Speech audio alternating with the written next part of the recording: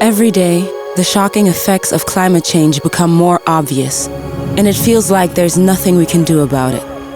But what if a legal tool existed that could get those in power to finally take action? For 250 years, human activities have been heating up our planet, causing an unprecedented global catastrophe. Its impacts affect us all, but not everyone alike. And as temperatures continue to rise, so does global inequality. Remarkably, it is precisely those who are most at danger and least responsible that could bring back balance. My name is Roma Bitsiri and I am from Vanuatu. It is a tropical paradise, untouched, as many have said. It's been known as the happiest place on Earth. Counting more than 80 islands in the South Pacific Ocean, Vanuatu has repeatedly made headlines for being one of the world's most at-risk countries for natural disasters. As climate change alters the conditions for tropical cyclones to form, this once natural constant has become an existential threat to Pacific Island countries. Carbon dioxide, emitted largely by the industrialized world, reduces the reflection of heat into space. This causes the atmosphere and oceans to warm up. A warmer ocean surface will increasingly evaporate, rise and form clouds, automatically pulling more air behind it. This process can feed enormous cloud systems that rotate with the spin of the Earth, potentially transforming into devastating tropical cyclones.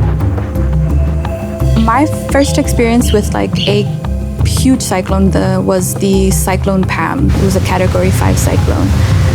It took maybe a week for the winds to come, and on the day that it actually hit Vanuatu, I was cooped up in my house and we couldn't hear ourselves think. It was so loud, you could just hear the winds blowing back and forth, and we could hear things outside, breaking off, branches breaking, and it was so loud. And then afterwards we could see water rising, and during that time I thought, maybe it's going to be a tsunami because we live so close to the ocean. Just finding shelter and being able to be secure in that shelter is something that during that time not a lot of people had.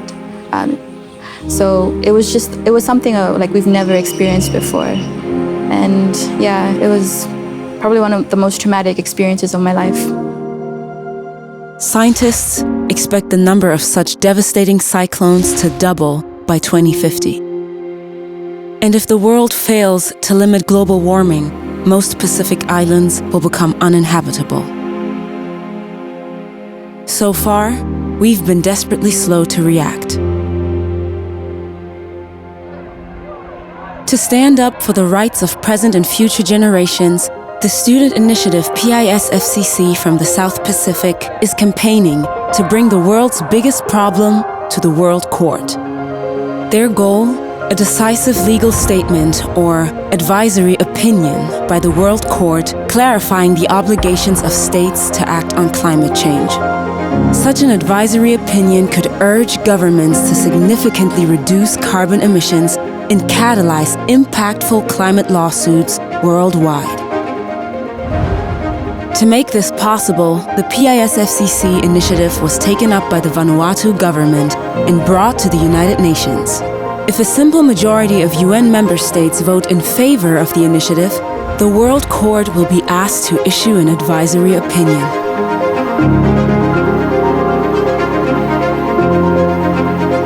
The power of law can help create a future that is just and livable for all.